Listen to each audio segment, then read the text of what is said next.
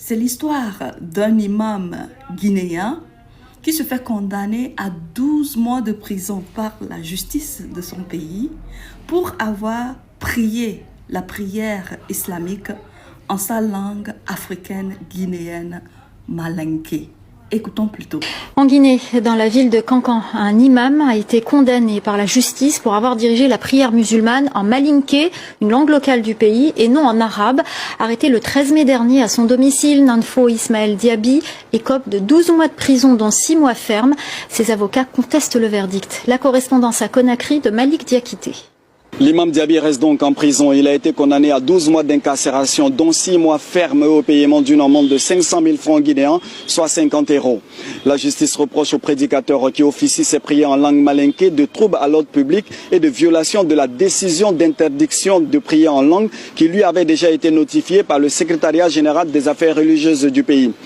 Joint au téléphone, son avocat explique qu'il a déjà interjeté appel. Selon Maître Kourouma, la Guinée étant un pays laïque, aucune loi ne condamne la prière dans sa foi religieuse. Pour rappel, depuis plus d'1 an, l'imam Diaby est en désaccord avec la Ligue islamique guinéenne qui lui interdit de prier en langue. L'année dernière, il avait déjà été arrêté en plein ramadan et sa mosquée détruite par des inconnus. La prière en malinké, c'est bien ce qui a conduit Ismaël Nanfo Diaby en prison, car il choquait les musulmans orthodoxes pour qui cette prière ne peut se faire qu'en arabe. Sa mosquée a été détruite, puis il a été interdit dans toutes les mosquées du pays. Finalement, il a été arrêté l'année dernière et condamné pour trouble à l'ordre public. Mais l'imam ne renonce pas. Sa mosquée est en reconstruction et il semble attirer de nouveaux fidèles à la grande colère des autorités musulmanes de la ville. Nanfo est un pagaillé. Il est en train de s'aimer la pagaille. L'État même doit surveiller ça. Parce qu'il faut éviter une éventuelle confrontation entre ses adeptes et les musulmans, les vrais musulmans. Libéré au début du mois, l'imam rebelle trouve au moins du soutien dans sa famille. Ses épouses sont conscientes de l'hostilité des voisins et de la ville, mais elles restent convaincues que leur époux est dans le vrai. Ces mois de prison, il les a mis à profit pour écrire, explique-t-il, avec un peu de défi. Et il présente son livre, un manuel écrit en alphabet Nko, pour faire la prière en malinké. L'imam Nanfo Diaby revendique le droit de prier son Dieu dans sa langue maternelle, celle de la majorité des habitants de la région. Toutes les créatures de Dieu l'adorent dans leur propre langue et Dieu les comprend toutes. Chez nous, on maîtrise le malinké bien mieux que l'arabe. Le prophète Mahomet, paix et salut sur lui, priait en arabe sa langue, Abraham dans la sienne. Alors nous prions dans notre langue aussi. Alors, allons pas à pas pour mieux comprendre la situation. Il s'agit des fils guinéens. Ils sont tous guinéens, tous de la peau noire. Mais ils sont divisés. Certains Guinéens à gauche, d'autres à droite. Quel est l'objet de leur division? La religion musulmane qui n'est pas guinéenne, qui n'est pas africaine. Elle est une religion arabe importée de l'Arabie saoudite. Donc, à cause d'une religion importée qui n'a absolument rien à voir avec la Guinée, deux fils du même pays, qui ont de mêmes ancêtres, se font la guerre.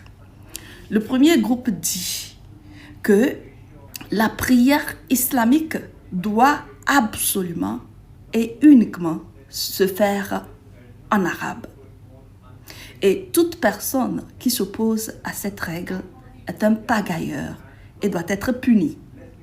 Et ce groupe-là renferme les Guinéens fervents ou les autorités guinéennes de l'islam.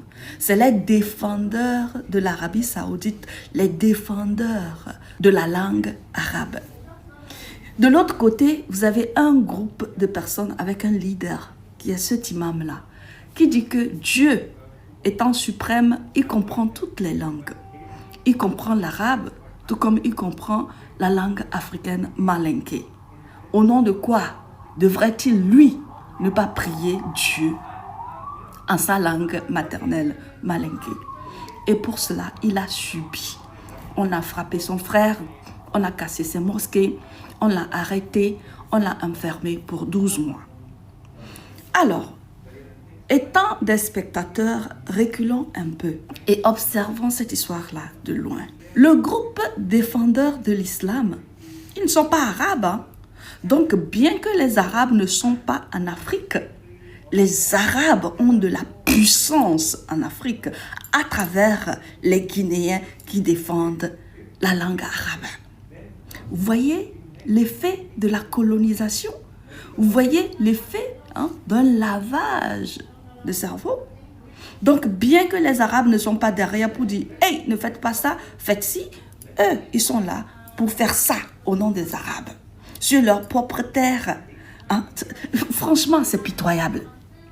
Maintenant, de l'autre groupe-là, qui dit que lui, il doit à tout prix prier son Dieu dans sa langue maternelle, mais personne ne t'empêche de prier ton Dieu dans ta langue maternelle.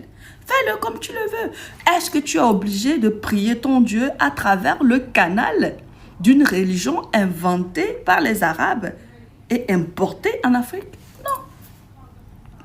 C'est triste lorsque je vois de ces choses comme cela. C'est pour cela que je dis, l'Afrique ne va jamais progresser si les religions ne sont pas balayées et brûlées de l'Afrique. Cette division-là est une futilité, c'est un retard profond. Et c'est triste que de nos jours, on voit des fils africains se diviser, se battre, se torturer, se faire subir pour une religion importée, alors que les Arabes eux-mêmes ne sont même pas en Afrique pour imposer de ces lois bizarres. Il faut que ça change.